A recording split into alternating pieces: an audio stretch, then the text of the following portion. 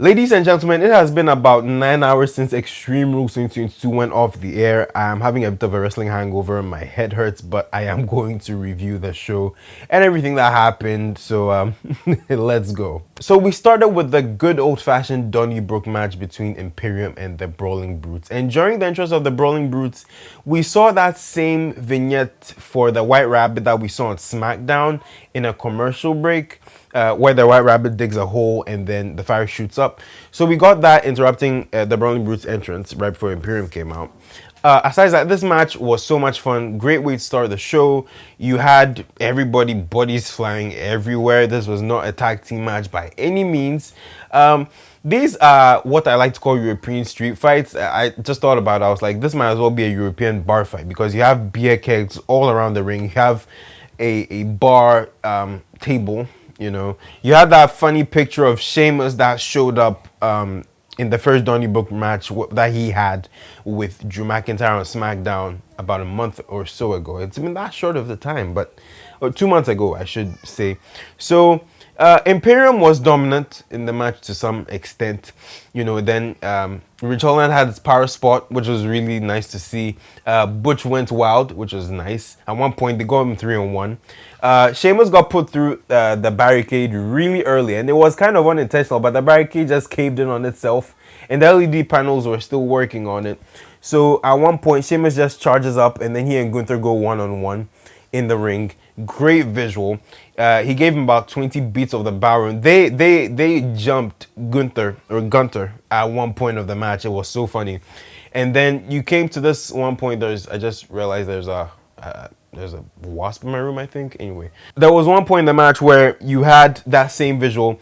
Sheamus and Gunther lying prostate, heads bumped against each other. You had Ridge Holland, Fabian, I almost said Fabian Agnew, Giovanni Vinci, Ludwig Kaiser, and Butch fighting on the opposite sides, and it just blew off. Sheamus gave a power bomb or a Celtic cross to Gunther through the announce table, and then bro kicked, I think, Giovanni Vinci to pick up the win. Like I said, great way to start the show. And then we moved on to the SmackDown Women's Championship Extreme Rules match between Ronda Rousey and Liv Morgan. Ronda paying tribute to Juno Jean LaBelle, whose memorial is today. Juno Jean LaBelle gave Ronda so much guidance through her career, from what I know. And then Liv came out with the Harley Quinn style bat. It was this close to being a bedazzled bat, but that's what it was.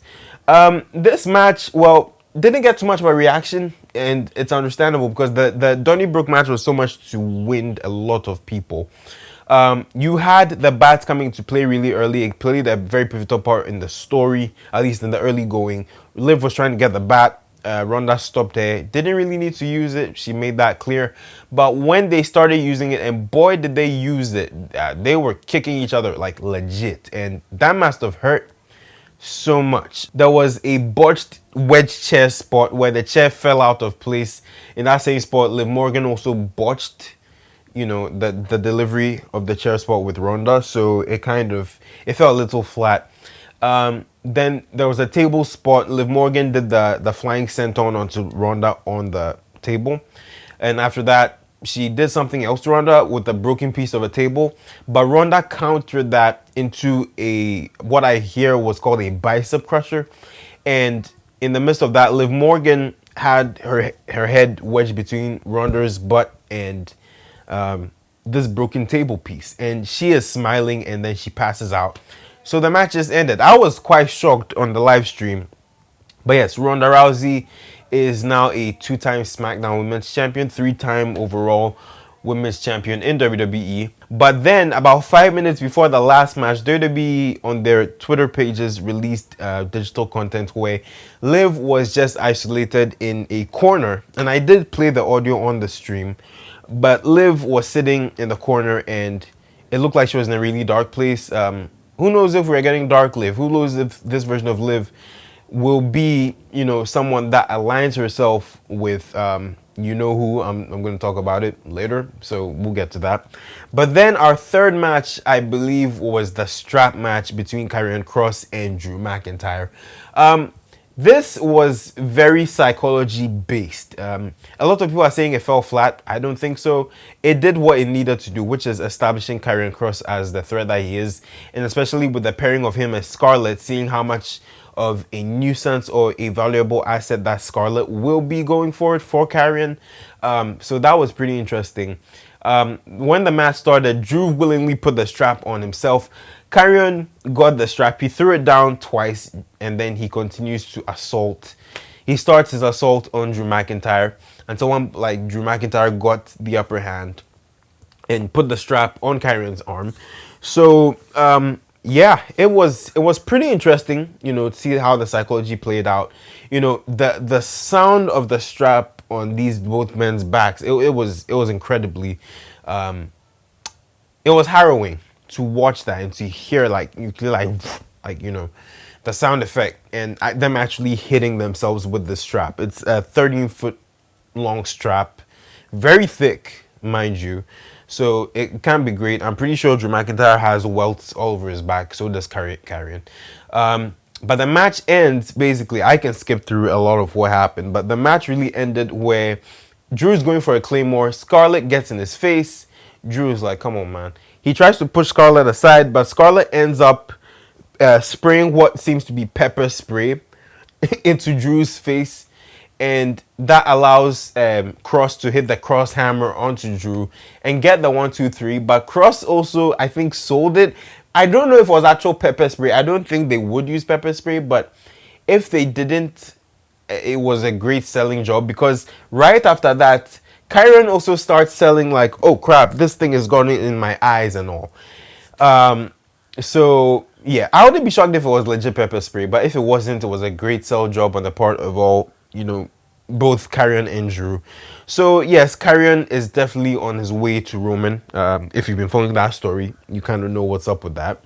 And then we had the fourth match, the ladder match for the Raw Women's Championship, Bianca Belair defending against Bayley. Now, this was another match where I got the prediction wrong once again. So as of this point in time, I was I got the Donnybrook match wrong. I got the Liv Morgan match wrong. The only one I had gotten right up to this point was the Karrion Kross Drew McIntyre match. Correct. So that was one of two at that point. So in our fourth match, you have Bayley with a tribute to Sarah Weston, or Sarah Lee from Tough Enough, who passed away earlier this week. Rest in peace. God rest her soul. God bless her family. She had a tribute of, Sarah's name on her wristband, which she has done before during the COVID era. And most people may not know this, but Bayley, I think, lost her stepdad, and she wrote, for one episode of SmackDown, she wrote Agapito on her wristband. So that was pretty cool to see that she did this for Sarah. But yeah, this match was pretty good. Hard hitting. Bayley has this one spot where she performs an elbow drop onto Bianca, whilst Bianca is on a ladder that is wedged between the barricade and the second step of the stairs, the ringside steps, which was just, I don't think I was necessary to pull off, but whatever works for the art. There was one part where Bayley used a piece of her metal knee brace to try to attack Bianca. That didn't really work out. Then you had Bianca almost win the match, and Damage Control, Io Sky and Dakota Kai come in to the rescue for Bayley. That didn't work, of course, because she double KO'd them a la John Cena in at 2009's WrestleMania, where he double FU'd or WAA'd Big Show and Edge. So that was a pretty cool visual. Of course, Alexa Bliss and Asuka were not present. They were both injured by Damage Control on Monday night. So it was good that they kept that continuity element. But finally, Bianca was able to ascend the ladder. And she performed this KOD on Bayley, which, now that I think about it, didn't make sense that Bayley was holding on to a piece of a ladder that she had detached earlier in the match. So she got KOD'd onto it, and Bayley was just holding on to this ladder, and she took it, So there was also one part where Bayley was kind of bleeding at the mouth, which was it was a pretty interesting visual. This was probably the only time we had color the entire night. So yes, great match. Bianca went up the rank, retained her title. And yeah, great story overcoming the odds. Then we got the I Quit match, and a lot of people are now noticing that Finn Balor has a new theme, which he's had it for a few weeks. Like it's not a new theme. He came up with this prickly style. I don't want to say Daft Punk mask, but it was a very interesting prickly style mask he had on. And Drew comes out. I said Drew. I'm so sorry. I'm like I said, I'm wrestling hungover at this point. No alcohol required. So the Finn comes out, after Edge. They start the match. It was hard hitting. It was gritty. It was a little slow at points, admittedly, but that's kind of what you get from an Edge match. Now he's more into the nuance-based storytelling, so I understood that. There is one point in the match, and this is crazy. Finn is about to say I quit because Edge has him in like the cross face, and all of Judgment Day comes running out. You have Dominic and Damian coming to make the save, and they start their attack on him. And you have Rhea on the side just cackling away. And then Rey Mysterio tries to come to the aid of Edge. He gets flattened by, of all people, his own son Dominic. After executing a 619 to Damian Priest, he got attacked by Dominic. And then Rhea Ripley was about to attack Edge when I believe that was when Beth Phoenix showed up, and Beth just went OP. Like, she went off on everybody. She attacked Finn with a kendo stick, attacked Rhea, attacked Dominic, and then she and Rhea had this, she attacked Dominic, she attacked Damian, she attacked Finn, and then she had this face-off with Rhea, and they start going at it, and it was a really great exchange. Edge looked like he was about to win, and then Rhea just knocks Beth out with brass knucks. So Edge is oblivious to all of this. All of Judgment Day has him, restrained, and then the ref asks him, do you quit? And he was like, go to hell. And then it dawns on him that crap, Beth got knocked out with brass knucks. And Rhea attempts to concerto Beth, and in light of protecting Beth, Edge is forced to say he quits. But Rhea goes ahead anyway, and she gives the concerto to Beth. So that completely, that's another wrinkle to the story. We'll see where this goes. The feud is definitely not over. The Judgment Day has become, one of the biggest heel factions in WWE, if not the biggest heels. Everybody hates them. Dominic, of all people, is getting crazy reactions now, which was not even possible during his face run with his dad. So that was pretty interesting. I was a little surprised that AJ Styles did not show up because he has had a bit of a thing with Finn lately. But yes, Edge has not helped him in any way, so it kind of doesn't make sense that he wouldn't interject himself in any way, shape, or form. So there is that. Maybe AJ is considering joining Judgment Day. So that was arguably, in terms of like stakes, storytelling, match of the night, easily. So Brawling Brutes and I Quit definitely in there, although the I Quit was a little slower in my opinion. And then you had the fight pit with Daniel Cormier as special guest referee. It was Matt Riddle and Seth Rollins. Seth Rollins came out in RVD style gear, which was amazing, pretty cool. Now, I should say this, and I get why WWE involved Daniel Cormier, but that being said, I don't think the match would have, looking at the outcome of the match, I really don't think there would have been anything substantial if Daniel Cormier had not been the referee to this match. But be that as it may, it was a great sight to see. I just realized how big of a man he is, but this was a pretty interesting match. Some modifications have been made to the fight pit. If you watch those ones in NXT, barely any lighting, so it looked a little flat. But then this fight pit had LED tubes all over. It had lights all over. The platforms were, made interesting. They had floors on it and stuff like that. So that was pretty cool to see. All right, guys, I had to get up really quickly because my camera died, and then I realized there's a huge storm coming, so I had to close all the windows. But yeah, so that being said about Daniel Cormier, the match itself was okay. I really didn't have I didn't have an issue with it, really. It's just, everybody by that point was really waiting for the White Rabbit to show up. Another thing that was also that happened in the middle of the show was there was cell phone footage of someone in a white rabbit costume posing with a fan. It looked like fan footage, but also there was someone walking around the arena in a white rabbit costume. I believe someone who was wearing the white rabbit costume interrupted the pre-show panel. From what I read, I haven't actually gone to watch it, but be that as it may, this match was great. A lot of the story was based on the fact that Seth Rollins had to adjust to the fight pit. There being no ropes because he tries to bump, against the ropes at one point. He's like, "Oh wait, there's a whole damn cage behind me," so he has to adjust to all of that.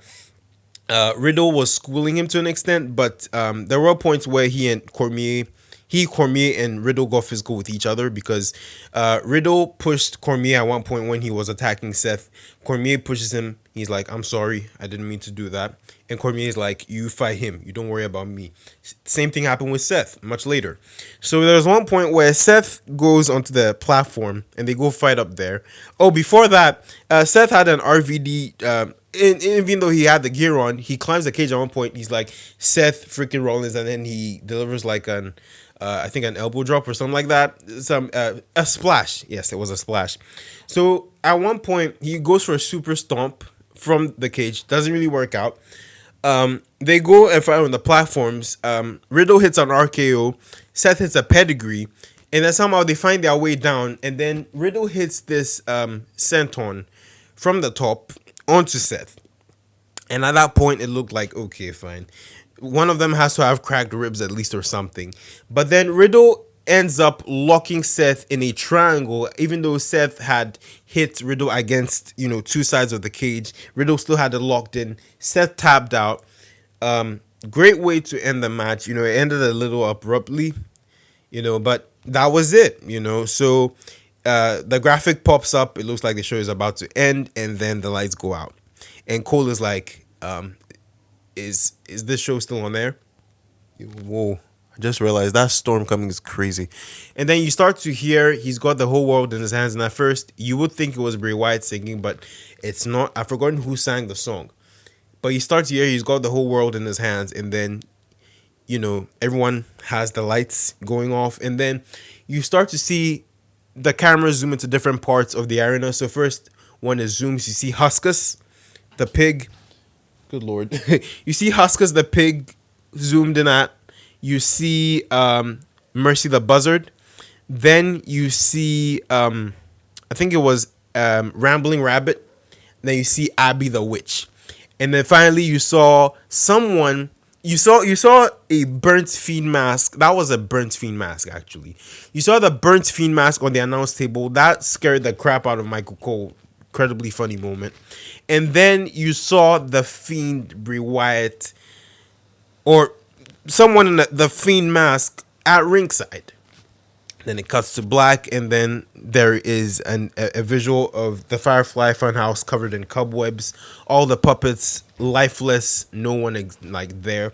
And then the TV in the Funhouse, which has never come on to the best of my recollection, comes on, and it starts with someone in a mask that looks like the mask you see for the Snatcher, I think, in Ethan Hawke's movie. I forgot. There's an Ethan Hawke movie from like last year or something where there's a mask like that. But yeah, and after that, you hear the person say, "Who killed the world?" which was one of the White Rabbit's clues, the first one. And then the person's like, "You did, we did," and then you start to hear a very familiar laugh. And then there's this door in the entranceway, and the door flings open, and there's smoke and everything, and it's crazy. The lights go out, and then you see someone holding a lantern, and the person's coming out. And at that point, if you saw the arm of the person and the lantern, it was enough to know who it was.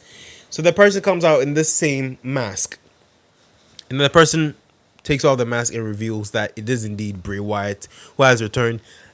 My reaction on the stream was crazy. It's still going to be up there. I'm going to clip it and show it much later. But it was an amazing moment. I was screaming my head off the whole time. It was about 3:15 a.m. at that point in time. Afterwards, I was gassed. Great way to re-debut Bray Wyatt. He said something to the camera. We couldn't really hear that. Then before he could blow the lantern out, the LED went off. So that was a little funny. Then there was this emblem that showed on the screen logo. I guess that's his new merch.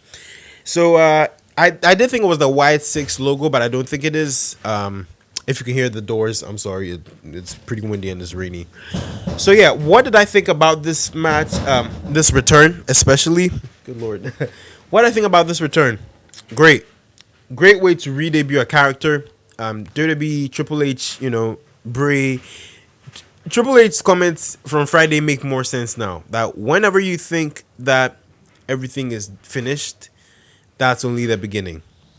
And this was very reminiscent of what happened at Extreme Rules last night, because they showed the graphic. But if you know anything about Triple H produced shows, you never trust when the stamp comes on. You just never trust it because something else may happen.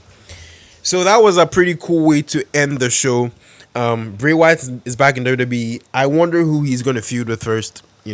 I thought it would be Seth or Riddle, because Riddle would make sense because he's the closest affiliation to Randy, and Randy was the last match that Bray had. In any capacity. You'd have said Seth because Seth had made these comments about Bray, when he was going to fight, I think, Cody or Edge in Hell in a Cell, and then he was like, oh wait, they're not here anymore. And I think he was making reference to Dean Ambrose and Bray in that whole thing. But needless to say, I am excited. I want to see what comes next. I would have slept on Monday night or Tuesday morning. That's when Monday Night Raw will be on. But yes, I will be watching the season premiere. If anything of note happens, I'll make a video about it. But yeah, it was fun. This show gets a solid 8 from me.